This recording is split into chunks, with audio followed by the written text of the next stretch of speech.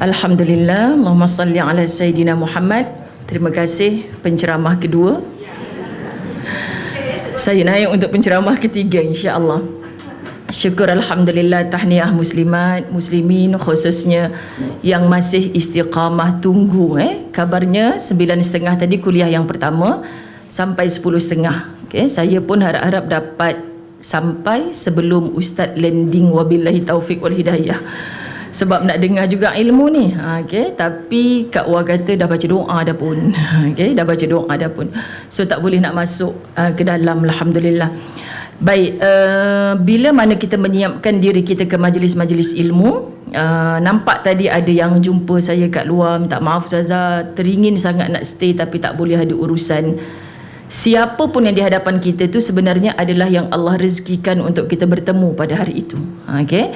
Jadi bukan sebab dia siapa-siapa, tetapi kerana kita telah menyiapkan diri kita pada hari ini untuk mendengar ilmu. Jadi doa kita dalam doa kunut pagi tadi, Allahumma hdini fi man hadait. Kita nak Allah beri kita hidayah seperti mana orang lain yang Allah beri hidayah. Dan orang lain yang menjadi rujukan kita tu sudah pastinya adalah insya-Allah golongan yang dijamin syurga oleh Allah Subhanahu Wa Taala. Dan bila kita masuk ke dalam majlis-majlis ilmu, sudah pastinya daripada bangkit, ada yang bangun 3 pagi, 4 pagi, subuh, azan subuh, kita sudah pun paling kurang sekali membaca suratul Fatihah. Okey, ataupun 2 kali dalam 2 rakaat fardu subuh. Jadi maknanya di dalamnya ada ihdinas siratal mustaqim. Dalam duduk antara 2 sujud ada wahdini. Dah minta dah hidayah daripada Allah. Jadi mudah-mudahan dengan siapa pun kita belajar, yang penting yang mengajar, yang belajar semua dituntun dengan petunjuk hidayah oleh Allah. Maka sama-sama kita mulakan kebaikan Ummul Kitab ini yang hidup kita doakan, khususnya diri kita sendiri dan seluruh ahli keluarga, sahabat handai, jiran tetangga, seluruh umat Nabi Muhammad sallallahu alaihi wasallam, dan semua yang telah tidak boleh mendoakan dirinya sendiri, kita pasti menyusuli mereka. Semoga syurgalah tempat mereka dan di sanalah tempat kita bertemu dengan mereka tanpa ada pisah-pisahnya lagi. Dengan berkat doa Allahumma ghfir lahum warhamhum wa'afihim wa'fu anhum. Al-Fatihah.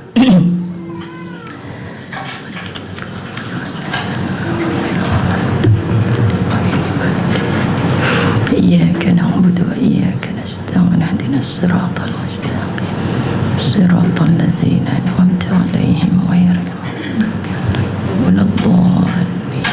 Amin.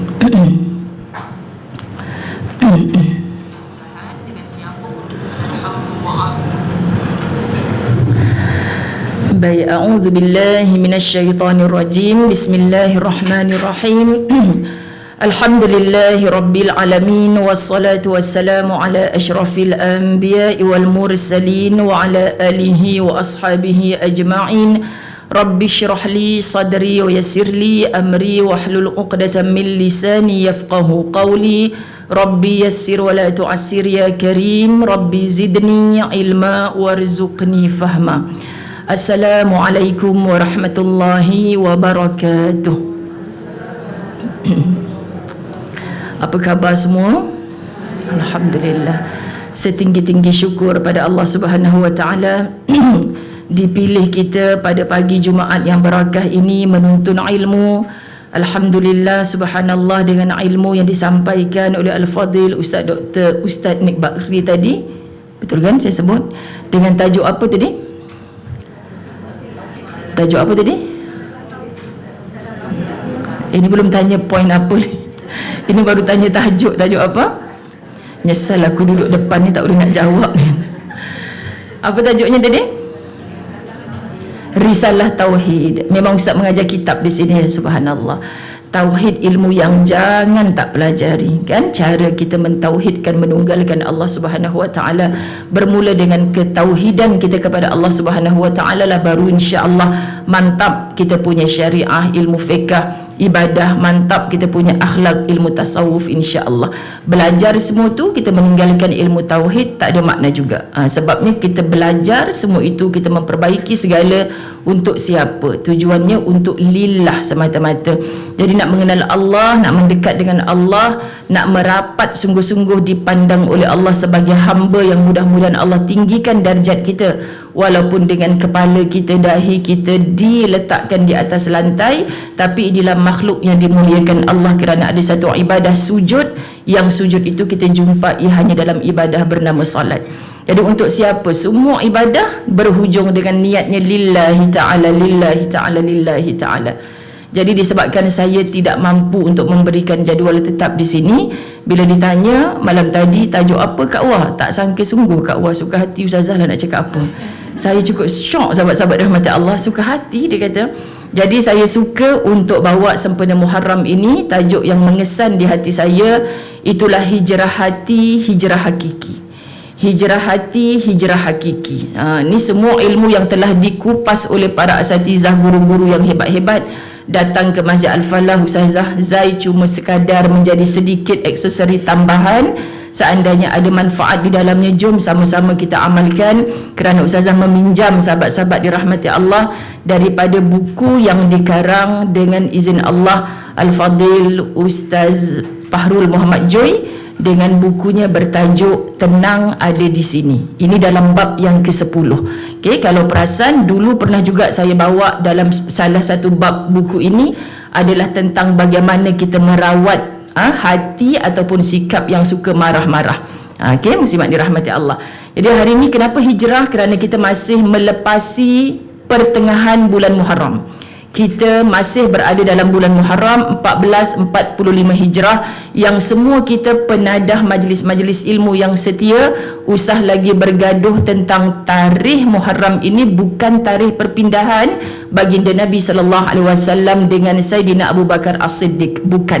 Bukan pergaduhan, pertelagahan, mencari, mengkaji itu lagi. Itu kisah zaman dulu-dulu. Kan sebab kita tahu memang Muharram ini bukan tarikhnya, tapi bermulanya kalender Islam. Jadi bila kita tahu Muharram bulan yang Allah Subhanahu wa taala muliakan, dan di situ diiktiraf penghijrahan baginda Nabi Muhammad sallallahu alaihi wasallam, maka tanya pada diri kita, keimanan kita, bagaimana setakat tahun kita hidup pada hari ini Allah berikan kehidupan yang kita syukur pagi tadi, alhamdulillah. Allah bangkitkan aku, Allah hidupkan aku pada pagi ini, sahabat-sahabat dirahmati Allah, tambah usia kita.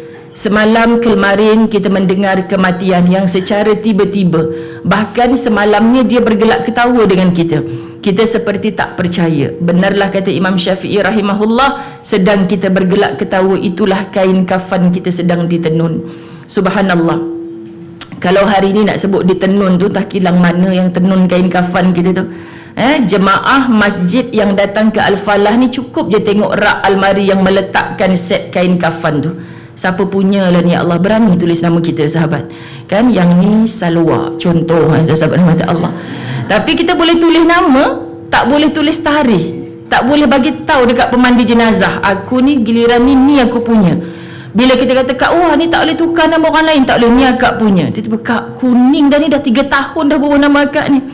Sebab tu kita simpan, sahabat-sahabat rahmat Allah, untuk kita hadiahkan pada orang. Tapi bila kita tengok benda Allah tu, sebab tu saya baca ada satu artikel seorang syekh, dia suka meletakkan batu nisan depan pintu rumah dia. Allah ya Karim.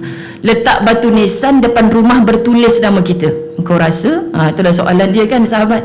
Masuk je kereta dekat Porsche, yang bersandar tu adalah batu nisan bertulis nama kita. Ya Rab. Tapi kadang-kadang kalau kita tidak hijrah hati, hanya melihat sajalah, hanya melihat saja, tapi kita tak rasa pun bahawa satu hari nanti kita akan berhijrah ke alam baqa. Alam fana ni kita akan tinggalkan, dia binasa, tapi alam baqa yang kekal abadi tu apa persiapan kita?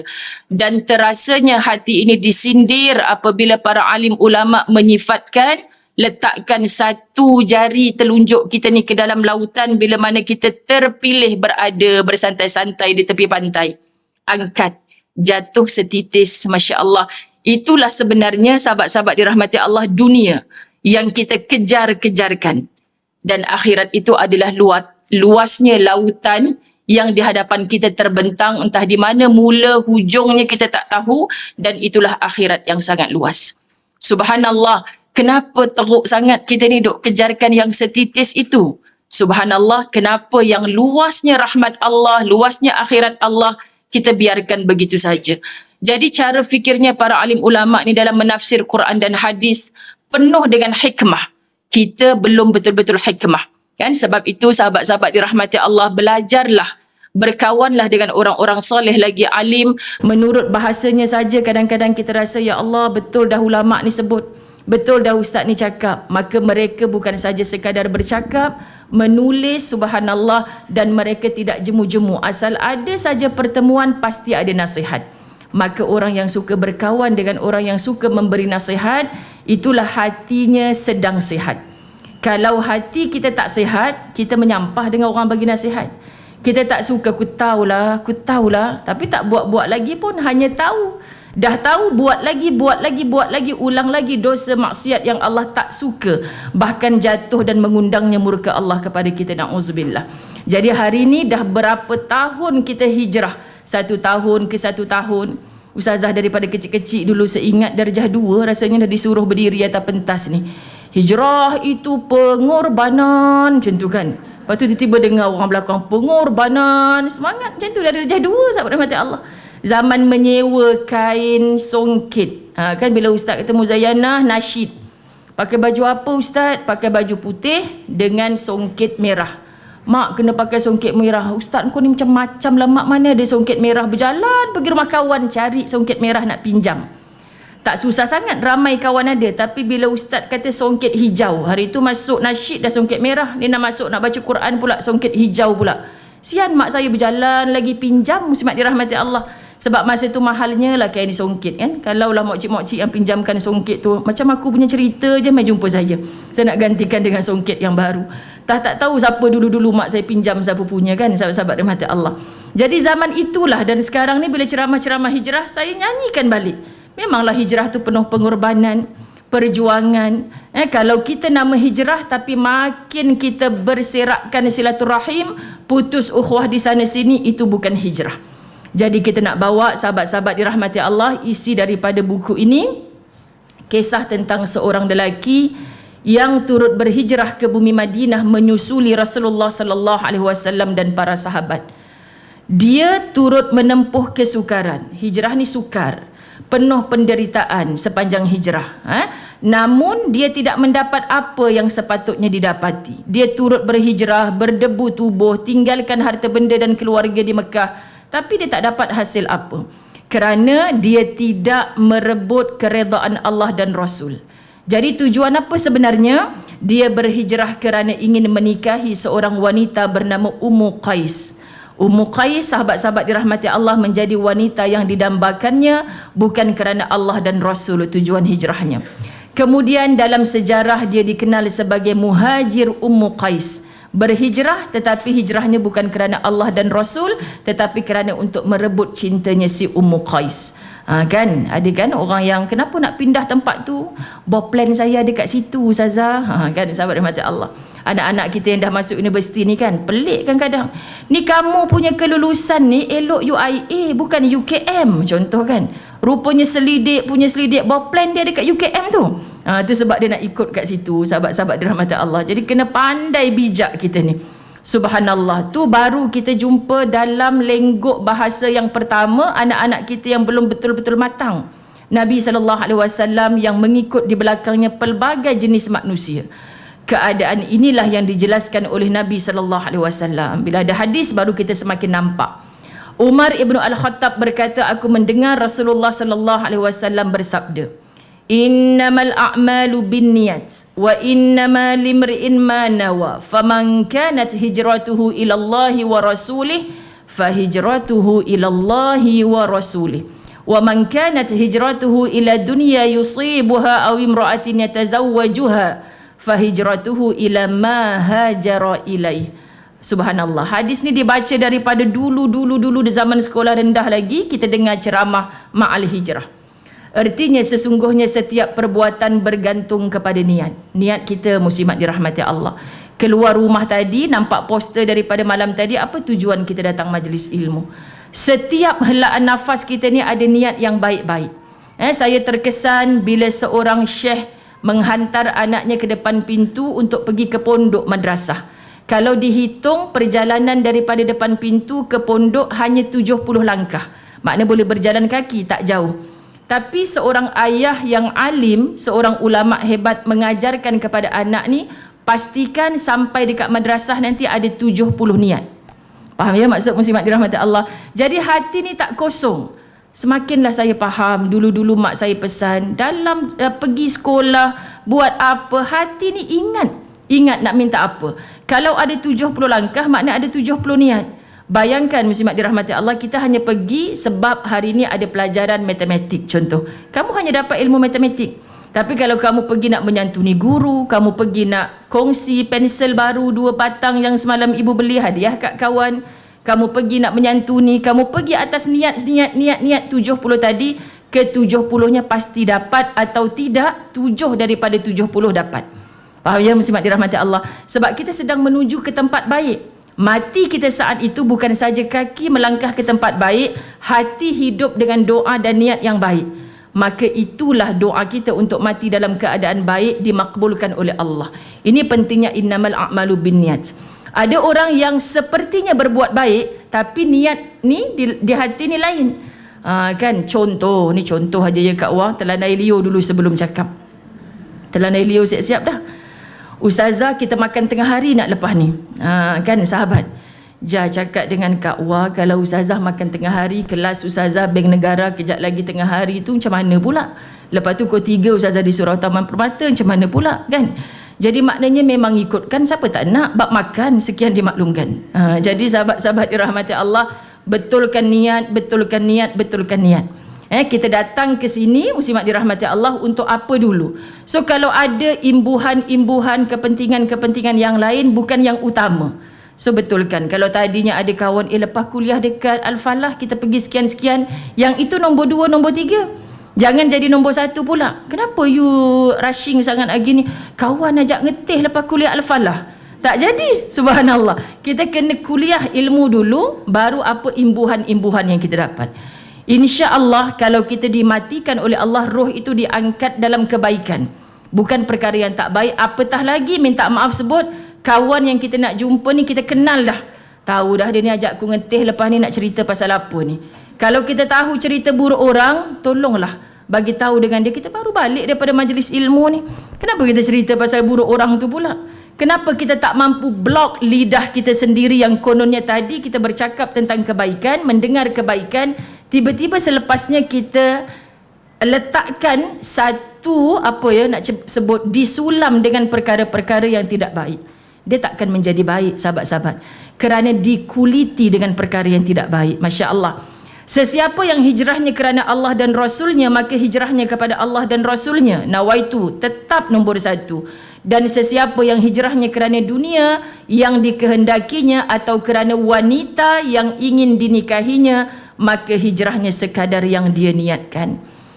Sebab tu nak mati husnul khatimah, Allahumma salli ala sayyidina Muhammad. Saya selalu sebut di mana-mana. Contoh, kita nampak seorang pegawai bomba mati dalam keadaan selamatkan orang. Yang diselamatkan tu selamat, dia yang menyelamatkan tu pula mati dalam keadaan tu. Biasa kan? Ya Allah, syurgalah tempat dia. Ya Allah, husnul khatimah tengah buat kebaikan, sahih. Tapi Allah pandang niat dia keluar bekerja pagi tadi muslimat. Kalaulah keluar bekerja tadi ni, kalau aku dapat selamatkan seorang ni, aku naik pangkat ni, aku dapat allowance tambahan ni, maka dia tak dapat seperti mana yang dia nak. Jadi kita ni hanya boleh bercakap. Ketika saya balik daurah di Kedah baru ni, Jumaat yang lepas, sambung ke Patani, sambung ke Hatnyai, balik ke KL. Di Patani pagi mendengar berita kematian Dr. Ahmad Sobri Awang, sahabat-sahabat dirahmati Allah, yang bila kita tengok video itu, Masya Allah Tuhan, syurgalah tempatnya, kebaikanlah husnul khatimah. Ya Allah, doa daripada semua orang yang menonton, semoga benar-benar syurga tempatnya. Bayangkan direnggut nyawa dalam keadaan itu, keluarganya yang tadi menghantar ke muka pintu, mungkin sahabat-sahabat rahmat Allah, rupanya hanya menyambut jenazah selepas pulang. Kita tak tahu keadaan kita bagaimana. Jadi bila dia mati dalam keadaan itu, percayalah insya-Allah dia sebenarnya telah menjaga niat. Jadi kalau dia pergi tadi dalam keadaan tidak menjaga niat, dia tak dimatikan Allah dalam husnul khatimah. Macam mana kita nak mati husnul khatimah? Kalau kita mati pada usia 60 tahun, 40 tahun kita bermaksiat kepada Allah, Baru masuk tahun ke-50 ni lah ustazah, saya nak belajar pakai tudung, saya nak tutup aurat sebagainya. Allah hapus tak dosa-dosa saya yang lalu? Hapus Kak. Tapi jangan hanya taubat zahir, tidak taubat batin. Faham? Dalam satu buku Penawar Bagi Hati ada satu bab tersebut. Masya Allah, ramai orang dengar tu tajuk tu menangis. Kerana betul lah ya Allah, dulu tak solat, sekarang solat. Dulu tak tutup aurat, sekarang tutup aurat. Tapi hati aku ni Allah yang tahu. Tujuan aku ni untuk apa? Sebab tu kalau kita tak faham ilmu tauhid tadi, sahabat dirahmati Allah, zaman akhir banyak manusia suka hati aku lah. Aku bukan minta duit engkau pun pakai baju seksi ni. Semua suka hati, suka hati, suka hati. Kita hidup atas dunia sebagai hamba. Mu berdiri sebagai title apa pun kamu hamba. Allah tetap perintahkan kamu duduk di tahta mana pun kamu tetap bersujud. Yang mana makhluk, katak, semut, apa saja minta maaf. Bila nampak macam ni ke cara seorang manusia kena menyembah Tuhannya, kepala yang mulia ni duduk ke atas lantai, punggung tempat keluar najis duduk ke atas.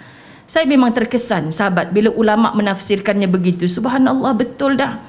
Binatang pun masih kepala dengan punggung selari. Faham ya maksud? Sahabat kaki 4 tu. Tapi kenapa manusia Allah letakkan dalam hina seperti itu? Makhluk lain memandangnya hina. Tetapi saat itulah Allah sangat tinggikan darjatmu. Kamu berbisik ketika kepalamu berada di atas lantai, punggungmu berada di atas. Tapi suara hatimu mengetuk arasy Allah Subhanahu wa taala. Berbicaralah dengan Allah saat dalam sujudmu. Mintalah merayu rintih dengan Allah dalam sujudmu. Allah Maha mendengar. Allah Maha mengetahui. Allah baca seluruh gelodak dalam jiwa kita ni. Allah tahu betapa bersungguh-sungguhnya kita nak minta ampun dengan Allah. Dalam rayuan ratapan akhir Ramadan, kita disuruh, ya Allah, Allahumma innaka afuwun karim tuhibbul afwa fa'fu anna. Kau Maha pemaaf, engkau cintakan kemaafan ya Allah, maka maafkanlah akan daku. Kita beria-ria minta dosa kita diampuni oleh Allah, dosa kita dimaafkan oleh Allah, delete zero kesalahan yang sebelum kita bertaubat dulu. Allah jamin aku boleh buat. Sebab sifat al-afunya Allah. Tapi engkau tak merasa malu ke dengan Allah? Bila mana sikit-sikit, kenapa saya nak maafkan dia ustazah? Bibi saya yang curi rantai saya dulu tu. Allah tak pernah silap meletakkan dia di dalam rumahmu. Kenapa kita terlampau menghina sahabat-sahabat? Kita buat silap, mereka buat silap.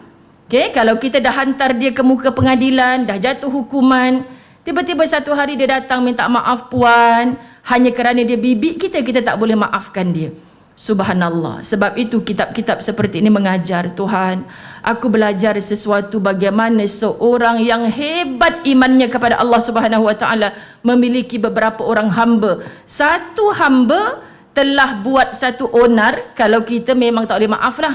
Kan bawa pemanggang besi yang ada daging di dalamnya nak hidang kepada tuan besar ni. Berlari-lari anaknya yang kecil, jatuh pemanggang api yang panas kepada tubuh, menggelupur mati budak tu. Kata semua orang, peliknya seorang majikan bos besar ni boleh maafkan si hamba, bahkan bebaskan hamba, bahkan memberi kebaikan kepada hamba. Orang kata engkau ni punya hati yang macam mana? Sebab aku bukan memandang hamba yang berbuat silap, tapi aku memandang Allah yang memilih takdir ini berlaku. Nyawa anak aku ni ajal dah tiba dengan kaedah, dengan cara itu. Siapa yang tetapkan? Allah. Kita tak pernah plan macam tu. Hamba tadi tak pernah plan sebab dia tahu natijahnya dia kena buang kerja, sahabat dirahmati Allah. Tapi Allah berkehendak. So bila pandang Allah, hilang segala. Jadi kita nak sebut, Tuhan, bagaimana kita nak dapat hati yang begitu? Ini benar-benar hijrah hati yang kita maksudkan. Jadi kenapa sahabat? Jasad sudah berhijrah. Tempat tinggal, kita dah tinggalkan dah. Saya berhijrah dari kerja A kepada kerja B, hijrah. Tetapi kenapa hari ini kita nak bahas tentang hijrah hati? Ada 5 perkara, saya harap cukup masa. Okay, sahabat dirahmati Allah. Pertama, hati ialah raja.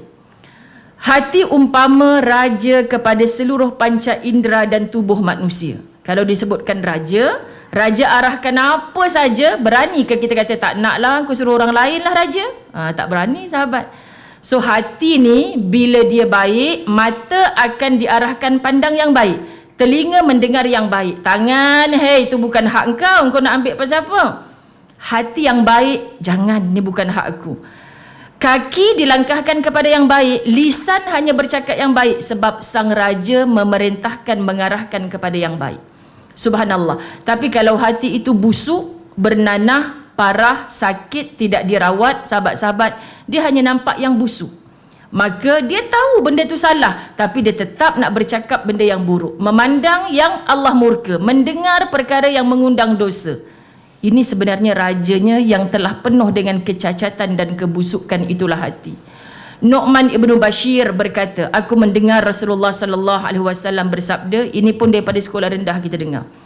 Ala wa inna fil jasadi mudghah, idza salahat salahal jasadu kulluh, wa idza fasadat fasadal jasadu kulluh, ala wahyal qalb.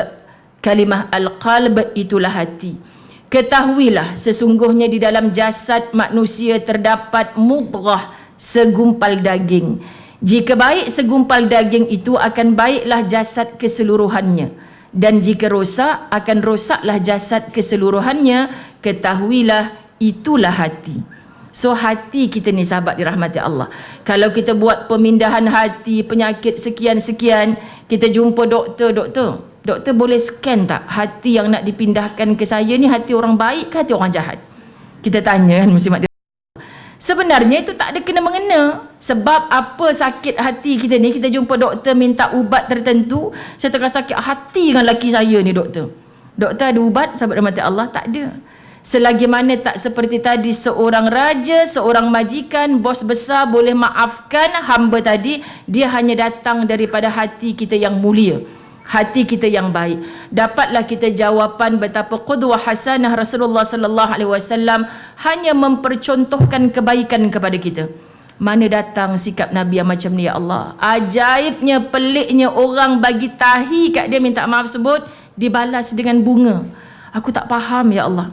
Orang buat jahat tetap dibalasi dengan kebaikan. Semalam saya habiskan satu komik yang saya beli di Bukit Tinggi, sahabat-sahabat, depan rumah Buya Hamka.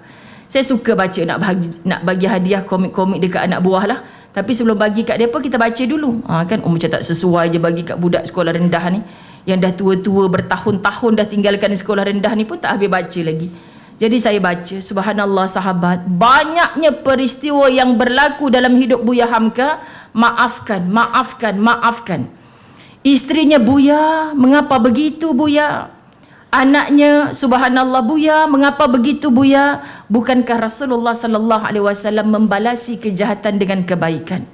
Subhanallah, hatta ketika mendengar Soekarno yang menjadi asbab dia dipenjarakan ketika itu, sahabat dirahmati Allah, menghantarkan satu nota, sudikah kalau matinya dia menjadi imam solat jenazah kepadanya. Seluruh Indonesia pelik. Iya, bisa, kata Buya Hamka. Disarung pakaiannya menuju ke tempat pemakaman, bahawa dia menjadi imam kepada orang yang menjadi asbab. Kalau kita, dia bunyinya, kalau kita, macam tu kan sahabat. Depan aku ni nak pijak pun boleh ni, dah jadi mayat pula, dia tak boleh balas apa-apa. Subhanallah Tuhan. Patutlah namanya disebut-sebut walaupun setelah bertahun-tahun kematiannya. Yang kami belajar daripada mulut keluarganya sendiri, Buya Hamka, karangannya, tulisannya lebih 100 judul, walaupun usianya tidak sampai 100. Tapi kami di Padang Bukit Tinggi ini, kami seperti mendengar-dengar suaranya Buya. Kami seperti masih dinasihati oleh Buya walaupun wafatnya telah bertahun-tahun. Ia meremang bulu roma sahabat. Sebab tu menulislah, kerana selepas mati kita masih boleh memberi nasihat. Maka, canu Ustazah, saya bukan penulis. Kan hari-hari tulis kat WhatsApp kemain lagi kan sahabat? Tulis dekat status Facebook kemain lagi. Kan? Mama janji nak masakkan ni bila anak mama balik dari asrama. Resipi kat bawah kemain, tapi simpan tak buat-buat. Sekian dimaklumkan.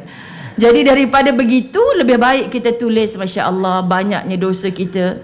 Jom kita mulakan dengan tahajud malam ni 2 rakaat, kita sambung dengan 2 rakaat solat taubat contoh. Kan? Tapi jangan tulis saja, buatnya tidak. Sebab ada orang yang mengadu, Ustazah, saya ada satu rakan Facebook ni, dia main lagi hujung minggu, jangan lupa ziarah ibu dan ayahmu. Saya kawan baik dia, Ustazah, dah 4 bulan tak balik kampung. Jadi maknanya orang yang mengadu kat Ustazah, hebat juga awak ni boleh kenal kawan tu. Ustazah, BFF saya. Macam mana saya nak tegur? Sedih lah Ustazah, sebab adik dia, keluarga dia semua saya kenal. Tolonglah nasihat kakak saya tu. Aku tengok kat Facebook memang tulis saja, baliknya tak pernah. Mak sebut, sahabat-sahabat dirahmati Allah, sedih. Jadi kalau kita bercakap dengan hati, insya-Allah turun ke hati. Kalau kita hanya menulis sebab kita sekadar mau menulis, tapi kita tak rasa bersalah apa yang kita cakap, apa yang kita tulis, kita tak bersungguh-sungguh untuk ke arah itu, hanya akan sampai di telinga orang yang mendengar. Dia tak singgah di RNR bernama hati. Jadi silap siapa? Silap kita sebagai penyampai. Laksanakan, buat apa yang kamu cakap, apa yang kamu tuliskan. Itu Buya Hamka, itu baginda Nabi Muhammad sallallahu alaihi wasallam. Subhanallah Tuhan, saya cukup terkesan dengan sosok-sosok tubuh yang begini, sahabat-sahabat dirahmati Allah, sebab dia bikin apa yang dia cakap. Banyak orang kan cakapnya tak serupa bikin. Bukan cakap tak serupa bikin, sebenarnya bikinnya tak serupa cakap. Sebab dia cakap dulu, sahabat-sahabat rahmat Allah, tapi bikinnya tidak. Makna bikin tu ada macam bahasa Arab lah pula kan. Bikin tu bermaksud amal kita lah. Jadi kalau benar-benar kita cinta, buat pembuktian dengan amal. Sahabat, simple. Bagi contoh, suami sehari 1000 kali I love you, I love you, I love you, berbunga-bunga hati, kembang tak kempis-kempis. Sekali dah sebulan, sahabat, beras kita juga yang beli, tak pernah beli beras. Sekian dimaklumkan. Jadi maknanya pembuktian cinta yang bagaimana? Ustazah, dia boleh belanja kawan kat pejabat segala beli, tapi beras kat rumah tak pernah beli. Dah akak, semua benda akak kata, abang tak payahlah, abang tak payahlah. Tolong hargai lelaki yang dihantar ke rumah kita sebagai lelaki qawwam. Mereka memang Allah tugaskan sebagai pemimpin. Jadi pemimpin biasa kalau ada egonya, namanya pun pemimpin, sahabat. Bagaimana kita nak masuk ke dalamnya? Maksud, sahabat-sahabat dirahmati Allah, hargai dia, hormati dia. Kalau kita tidak meletakkan dia sebagai pemimpin, abang reti apa? Memang abang tu buat semua jahanam, biar sajalah buat. Akhirnya dia pun lupa tanggungjawab dia. Sahabat-sahabat dirahmati Allah, kita hanyalah sebagai timbalan nakhoda. Kita hanya perlu disayang sampai ke akhir hayat. Suami perlu dihormat sampai ke akhir hayat. InsyaAllah bahagia itu datang. Tetapi kalau kita sudah hilang hormat kepada mereka, sahabat, mereka sudah mula bertingkah kerana ada orang lain yang sepertinya menunjukkan hormat kepada dia. Sekian dia maklumkan. Kan macam itulah sahabat-sahabat dirahmati Allah. Jadi hijrah secara menyeluruh hanya boleh dilakukan apabila dimulakan dengan hijrah hati. Sebab itulah ada individu yang mulanya telah berhijrah tetapi akhirnya kembali kepada tabiat asal kerana hatinya belum berhijrah. Ketika saya di pondok di Patani, baru 2-3 hari lepas, sahabat, saya tak sangka sebab di Patani ni dia tak meraihkan asatizah perempuan untuk bercakap di hadapan kan. Jadi ketika saya di pas mic untuk bercakap depan lebih 200 orang penghuni pondok, saya pun serba salah. Aku nak cakap apa pula ni depan babah ni, depan anak murid dia. Yang keluar di kepala saya ketika itu 2 perkara. Pertama, pagi tadi yang saya nampak kematian tiba-tiba. Kematian seorang guru kita yang mulia kan, sahabat. Sebab mungkin mereka tak mengenali, tak tahu kisah tu, saya cerita. Ini pelajaran untuk kita semua. Akhir zaman Allah cabut nyawa ni makin tiba-tiba. Allah nak tunjuk kan, bila ajal tu datang satu saat, minta cepat minta lambat tak boleh. Wa ima kita tengah buat apa pun, nanti jap ya Allah petang sikit, aku buat baik petang sikit. Tak ada, sahabat dirahmati Allah. Kedua, saya pun sedih dengan satu perkara yang bapaknya dulu, subhanallah, ya, dulu dia betul-betul mungkin bukan orang yang beramal dengan kebaikan, tapi hujung-hujungnya sebagai seorang bekas pelakon kan, membawa nama Islam ke sana ke sini, mendidik anaknya menutup aurat. Kita sedih bila keluar baru-baru ni, sahabat dirahmati Allah, inilah saya. Tolong jangan kecam, tolong, orang suka-suka, tak suka tak apa. Seorang anak perempuan, subhanallah, sahabat-sahabat rahmati Allah, tak tahu pasal apa ustazah bercerita depan orang Thailand ni, menangis bercerita tentang seorang anak yang tak apalah, tak payah kaitkan dengan ayah. seorang anak perempuan membawa nama ayahnya sampai bila-bila. So jangan kita menempelak nasihat orang ni. Kamu tak buat, diam.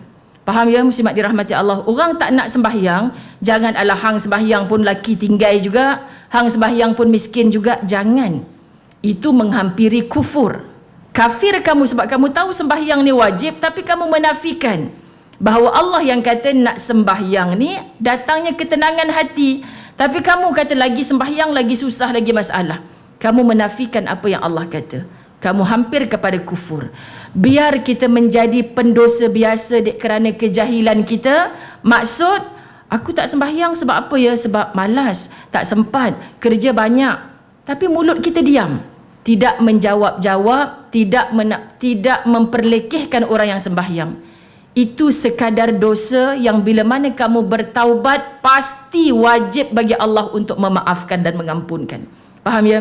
Tapi kalau kamu menempelak, sahabat dirahmati Allah, kamu beli pakaian dengan rezeki yang Allah bagi. Kan kamu kata ini diri aku. Kamu boleh berdiri ke tanpa Allah Subhanahu wa taala. Jangan jadi manusia sombong atas muka bumi. Sebab Firaun ditenggelami oleh laut kerana sombong. Qarun ditenggelami oleh tanah kerana sombong. Jadi jangan jadi manusia sombong. Kita pendosa biasa. Jangan sampai ada sebesar zarah sombong. Sahabat-sahabat dirahmati Allah, orang lain tak boleh tegur aku dah. Inilah aku.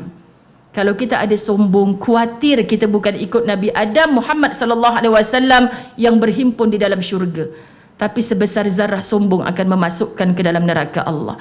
Jadi minta dalam solat kita, selain doa-doa yang kita minta kebiasaannya, minta jangan ada sifat sombong ni dalam diri aku ya Allah. Tinggi mana, tahta mana, kaya mana, besar mana nama kita, jangan ada sombong dalam hati kita. Sebab sombong ni lah hanya sekali. Iblis, kau siapa nak suruh aku sujud pada engkau? Aku ni daripada api, engkau daripada tanah liat yang hitam. Bahasa ini kita tak tiru sebiji, tapi tafsirnya sama macam yang kita biasa cakap. Kau siapa nak nasihat aku? Buat je kerja engkau sebagai pembantu tu. Kita terlupa sahabat-sahabat rahmat Allah. Kita sombong. Tak ada syurga untuk orang yang sombong. Jadi kita matikan hati kita daripada kesombongan. Kita angkat sahabat-sahabat dirahmati Allah bahawa manusia tidak dipandang oleh Allah melalui zahirnya, pakaiannya, harta bendanya, tahta kedudukannya, tetapi bagaimana bila fi qulubihim marad, dalam hati tu ada penyakit, kita sedar, aku ni dah bongkak, aku ni dah sombong, aku ni dah terlebih cakap ni. Maka sahabat-sahabat dirahmati Allah, rawat hatimu sebelum Allah tambah-tambahkan penyakit kepada hati itu. Mereka yang menutup aurat secara ikut-ikutan atau kerana semangat tanpa ilmu dan kesedaran sebenar. Musim tudung tenggiri, dia pun tukar tenggiri. Musim tudung bawal, dia pun berbawal juga. Ikut musim, sahabat rahmati Allah. Ikut musim. Kan Ustazah, saya hari tu pakai tudung ni sebab ada job yang tertentu. Nampak orang semua kata cantik-cantik, saya pun pakailah. Ini bukan kerana Allah. Bila bukan kerana Allah, begitulah jadinya. Sahabat dirahmati Allah, Allahu Akbar. Saya tak pasti ada kat sini ke tidak. Kalau ada pun saya suka nak kongsi. Saya baru lepas berkolaborasi dengan sahabat kita Abi Fana, kan? Dia share tentang hijrahnya. Dia kata, saya setahun Ustazah, saya senyum je. Sebab bukan Abi seorang cakap macam tu kat saya. Akak dulu Ustazah nak pakai tudung ni setahun. Tudung dah penuh dalam almari. Pakai bawal Ustazah, pergi pejabat, orang kata macam orang tua pula. Lepas tu tukar pula tenggiri, tukar pula senangin, tukar pula macam-macam lah saya tukar, kan? Sampailah akhirnya bila saya kata, aku ni sebenarnya pakai tudung ni untuk siapa? Abi cakap, bila dia kata aku betulkan niat aku pakai kerana Allah, biar pi lah orang nak kata apa. Baru datang kekuatan tu Ustazah lepas setahun. Saya pun kata, kenapa saya berani bercerita? Sebab bukan dia seorang punya pengalaman. Ramai anak-anak murid saya, sahabat. Dan bila yang dulunya artis, hijrah, ya Allah Ustazah, rupanya kerana job tertentu. Bila saya hilang, Allah uji Ustazah, hilang job bila kita pakai tudung, Allah uji. Maka saya buka balik. Syukurlah Allah tak matikan saya masa tu Ustazah. Baiknya Allah Ustazah. Bayangkan kalau saya putus nyawa masa tu. Saya kata, subhanallah, engkau beri istiqamah kepada jiwanya ya Allah. Sebab dia mahu, tapi dia tak tahu cara. Sahabat, kita bersihkan hati kita. Akhirnya kembali mendedahkan aurat setelah semangat luntur dan godaan persekitaran yang tidak islami. Sebab tu bila ada orang PM tepi, saya nak jumpa ustazah, saya nak mengadu masalah saya. Bayangkan kalau sehari je 10 orang tak datang saya Al-Falah hari ni. Jadi jawapan saya sahabat, majlis ilmu jadikan satu terapi hari-hari. Kita muslimah yang lemah, tak kuat tanpa majlis ilmu. Majlis ilmu hari-hari, tak boleh hadir secara dalam talian, tak boleh live ulang siar. Tolonglah jangan berhenti live 1 jam, 1 jam setengah. Kuliah yang Ustaz Bakri sebut minal awal ilal akhir, jangan ambil sikit-sikit, separuh-separuh. Jangan. Fahamkan sungguh-sungguh. Bila kita faham, kita datang rasa. Apa rasa ni nikmat yang paling penting? Ramai orang tahu, tapi kenapa orang tak punya rasa berdosa bila tak buat? Sahabat takkan sama. Okay? Bila mana kita punya rasa, Masya Allah, kita akan sangat empati kepada orang lain. Aku faham ya Allah, sampai setahun dia nak istiqamah pakai tudung ni, bukan mudah. Bila dia dah dapat sahabat, tak cukup rasanya dengan tudung Ustazah. Bila saya bercakap, melorot lengan baju ni, ya Allah ni pun aurat. Saya pun rasa nak istiqamah pakai sarung lengan. Subhanallah, ini pelajaran yang saya dapat daripada orang yang hijrah. Bukan mudah. Tapi bila benar-benar lillah sahabat-sahabat rahmat Allah, kita tak toleh belakang dah, jalan terus. Itu hati ialah raja. Kedua, hati ialah soal awal. Dia yang ketiga, hati ialah soal akhir. Okey, hati ialah saksi keesaan Allah sejak di alam roh. Kita tahu bahawa di alam roh lagi kita dah berjanji dengan Allah, bala syahidna. Ya Allah, aku bersaksi bahawa Allah ni Tuhanku. Maka kalau dari alam roh kita belum lahir lagi, kita dah berjanji Allah adalah Tuhan kita. Sebab itu ketika kita membaca iftitah, inna salati wa nusuki wa mahyaya wa mamati lillahi rabbil alamin, bersungguh-sungguh itu ikrar kita. Walaupun tak wajib baca dalam salat, ulama yang menyuruh kita baca, sahabat-sahabat dirahmati Allah, itu ikrar kita. Kan ibarat kalau dekat sekolah, maka kami langgar undang-undang tu, cikgu disiplin akan panggil. Kita sabar waktu solat ni. Sesungguhnya solatku, ibadahku semuanya lillahi rabbil alamin. Hei, di luar solat, kenapa engkau bikin tak serupa yang kau cakap tadi? Kau buat apa saja semua kan untuk Allah. Kenapa engkau penat bila orang tak pandang dan tak puji, tak angkat engkau? Bukankah lillahi rabbil alamin?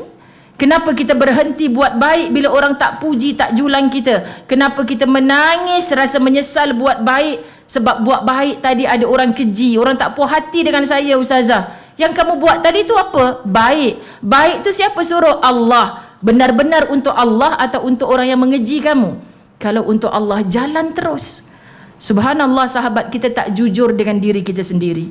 Kita bercakap di setiap rakaat pertama, inna salati wa nusuki wa mahyaya wa mamati lillahi rabbil alamin. Tapi kalau orang puji baru rajin. Kalau orang keji tak muncul dekat masjid. Pergi cari surau yang puji aku pula ah. Tak jadi sahabat dirahmati Allah. Jadi tes hatimu sendiri. Ketiga, hati ialah soal akhir. Allahu Akbar, yang Allah pandang adalah penghujung. Sebab itu sahabat-sahabat dirahmati Allah, bila Nabi Muhammad sallallahu alaihi wasallam dalam satu hadis yang panjang menyatakan, saya baca terjemah saja, ada orang yang mengerjakan amal perbuatan ahli neraka, naudzubillah min zalik, hingga jarak dia antara dengan neraka hanya sehasta. Amal buruk dia tu kita nampak pun ahli neraka dah ni, tapi siapa kita untuk sebut di lisan kita begitu? Namun suratan takdir mendahuluinya. Sesudah itu dia mengerjakan amalan perbuatan ahli syurga. Baru ni saya balik rehlah, seorang makcik tu kata, Ustazah, kaki saya ni dua-dua dulu dah tak boleh pakai. 3 bulan saya terbaring Ustazah. Syukur masuk bulan keempat, saya dah boleh berdiri, saya dah boleh bertatih. Sekarang besi dua-dua ni. Saya aksiden duduk dekat bawah trailer, saya naik motor Ustazah masa tu. Ya Allah Tuhan cik, inilah yang berlaku pada sahabat kami yang saya selalu sebut-sebut dalam kuliah, yang ikut saya umrah baru ni, tak ada kaki dua-dua sebab umur 18 tahun. Lepas SPM, kaki dia terpaksa kena potong duduk bawah trailer. Dua-dua kaki kena potong. Acik bernasib baik. Ya Ustazah, Acik dengar kuliah Ustazah tu, Acik boleh berjalan sekarang, boleh sampai kat Patani ni. Sabar yalah sahabat rahmat Allah. Sihat walafiat. Tapi tak ada ujian tu makcik tak kenal Allah. Tak ada ujian tu makcik tak sembahyang. Tak ada ujian tu saya tak dekat dengan Allah, Ustazah. Terima kasih 3 bulan saya tak boleh berjalan. Rupanya kita kena henyak dengan sesuatu dulu, sahabat. Maka berterima kasihlah atas apa saja ujian yang menyebabkan lisan kita, ya Rabb. Terkadang melalui diri kita sendiri sakit. Terkadang melalui suami kita, kenapa dia buat aku macam ni, ya Allah. Terkadang melalui anak-anak kita, aku malu dapat anak macam ni, ya Allah. Terkadang jiran tetangga kita, tempat pekerjaan kita, rezeki yang masuk dalam kantong poket kita. Ini bentuk-bentuk ujian yang Allah bagi. Itu semua kecil selagi mana belum datang ujian besar bernama sakarat. Sakaratul maut, inilah ujian paling besar. Maka bersiap sedialah orang yang betah dengan ujian terus bangkit. InsyaAllah pengakhirannya husnul khatimah. Tapi kalau sikit ujian kita dah, kenapa aku ya Allah, kenapa aku ya Allah. Bila datang ujian besar tu, sahabat, kita seperti nak marah Allah. Dah sampai ke tiba saatnya. Sebab tu kata Saidina Ali, banyak orang yang mati saat hidup, tetapi bila dah mati baru dia hidup. Mati dah aku ya Allah, aku tak sempat buat apa pun sebenarnya. Kau nak minta dengan siapa lagi? Hanya Allah yang menghidupkan, hanya Allah yang mematikan. Dan pengakhiran itulah yang Allah pandang. Pada saat kata Asy-Syu'ara 88 hingga 89, yauma la yanfa'u malu wala banun illa man atallaha biqalbin salim. Pada hari bila cerita yaum tu maknanya hari kiamat, harta anak-anak dah tak berguna kecuali orang-orang yang menghadap Allah dengan hati yang sejahtera, hati yang bersih. Ni kita minta dalam doa kita, anugerahkan aku kematian yang membawa qalbun salim, wahai Allah, hati yang sejahtera. Subhanallah. Keempat, hati yang dinilai oleh Allah. Hak lain-lain Allah tak pandang, sahabat-sahabat. Kata Nabi SAW dalam riwayat Muslim, saya baca terjemahan, sesungguhnya Allah tidak memandang pada rupa dan tubuh kamu dan tidak pada harta kamu, tetapi Allah memandang hati dan amal kamu. Biasa kan para asatizah ulang sebut. Dan bab hati ni, sahabat, kita tak boleh tanya kawan sebelah, kau rasa hari ni aku pakai tudung putih ni, putih tak hati aku pagi Jumaat ni? Kan, sahabat? Lalu kawan sebelah kata, kau jawab sendirilah, aku mana tahu. Lalu yang tudung hitam lah, mak nak kena balik awal cepat-cepat ni kan, Ustazah datang kak, saya hitam, hati tengah hitam je. Siapa kita, sahabat dirahmati Allah? Sebenarnya tak ada seorang boleh scan hati kita, termasuk pasangan yang tidur sebantal dengan kita malam tadi. Tak ada siapa. Jadi setiap hari, apa khabar hatimu? Kita nak keluar rumah, kita nak buat kerja apa, hati ni tanya dulu, sahabat. Bila kita tengok hati kita, pasal apa aku duk sakit hati tengok orang tu senang ni? Hatimu tengah sakit. Pasal apa mu senang tengok orang susah ni? Hatimu tengah sakit. Pasal apa aku rasa tak selesa ni, ya Allah? Hatimu tengah sakit. Ketahuilah orang beriman kalau dia terjebak dengan dosa, ibarat gunung sedang nak hempap dia ni. Takutnya kita tak duduk bawah tu kalau kita tahu gunung nak hempap kita. Sebab kita tahu dosa sangat terbeban kita dalam perjalanan menuju akhirat. Tapi orang tak beriman, dia buat dosa selamba je. Macam lalat singgah kat hidung, tepis je lah. Pasal apa yang susah sangat? Subhanallah. Maka tahniah orang beriman, ya Allah, aku ambil duit ni halal ke tidak? Sentiasa bertanya-tanya. Ini soal hati.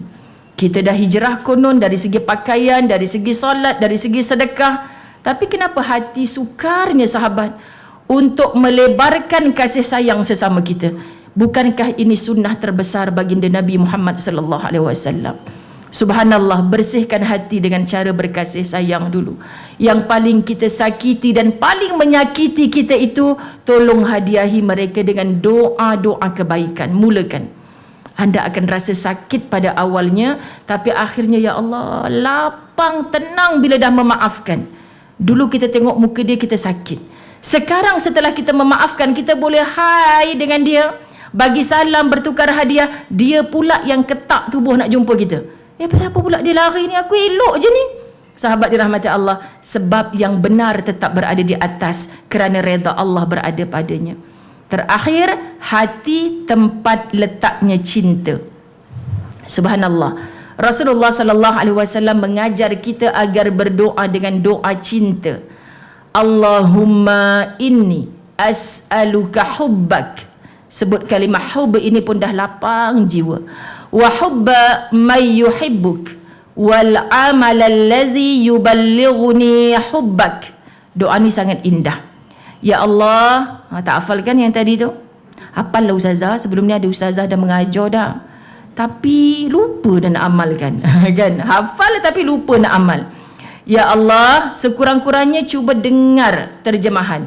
Supaya lepas ni doa kita bila bercakap-cakap dengan Allah, sahabat, TV Al-Hijrah undang saya untuk rancangan baru yang saya rakam. Malam ni 11.30, Sabtu Ahad. Untuk muhasabah. Kita pakat dah tidur berlayar dah di lautan mimpi kan sebenarnya pada malam 11.30 malam. Tapi rancangan tu sebenarnya untuk muhasabah. Jadi di hujung slot akan ada doa. Ustaz Nazri, Imam Masjid Negara, tutup dengan doa.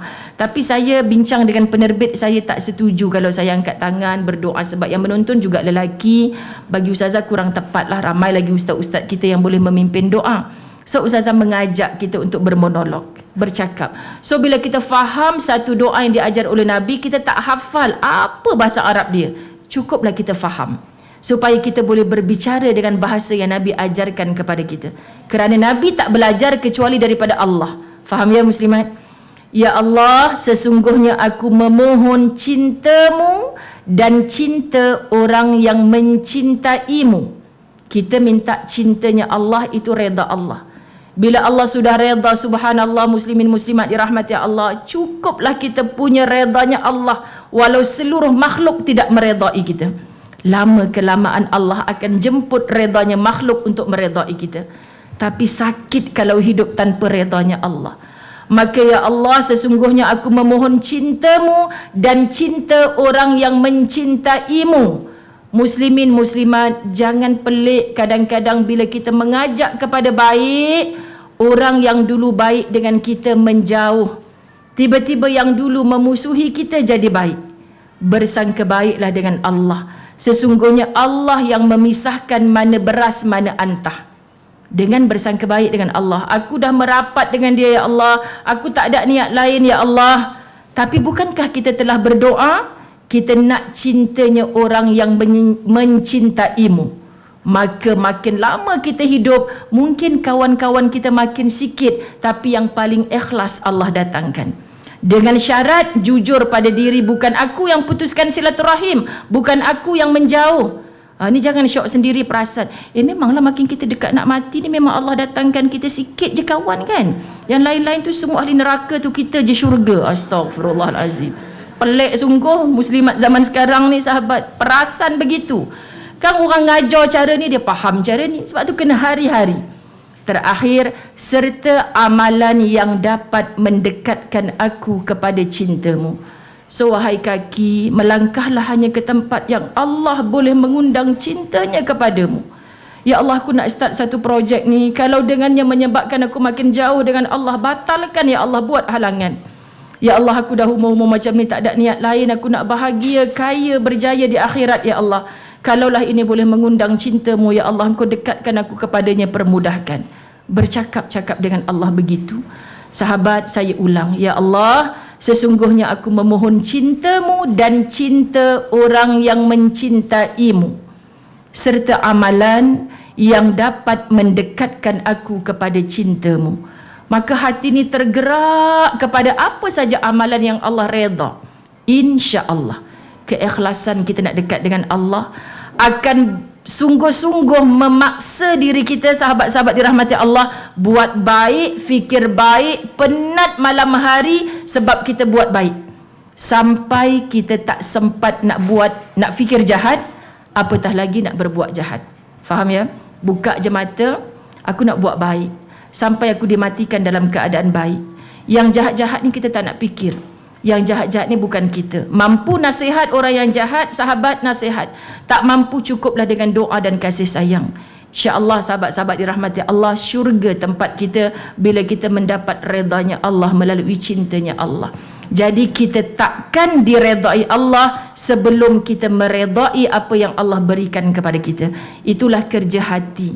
Sentiasa bagi tahu dengan hati aku tak nak macam ni, tapi Allah Maha berkehendak. Ajarkan aku kuat ya Allah, pimpin aku ke jalan yang paling Engkau redha ya Allah. InsyaAllah muslimin muslimat yang hadir ke Al-Falah dituntun dipimpin oleh guru-guru yang mursyid, sahabat-sahabat dirahmati Allah, datang hadir ke dalamnya secara istiqamah. Kalau tak mampu, tak sempat datang ke sini, jangan ada hari tanpa majlis ilmu, jangan ada hari tanpa Al-Quran dan tadabbur, akannya pasti lebur segala takabur. Sahabat-sahabat, betulkan circle di sekeliling kita. Siapa yang kita nak kawan, bermula dengan matlamat, kalau aku mati siapa nak ziarah jenazah aku. Faham ya sahabat? Bayangkan yang ziarah jenazah kita hanya tenggek selendang atas kepala, terbonjol jambul-jambulnya keluar, hanya bicara laki dia okey ke? Tengah melalak ke dalam bilik tu? Kereta 3 biji kan? Itu je buat apa? Paling kurang yang ziarah kita yang mampu mendoakan kita.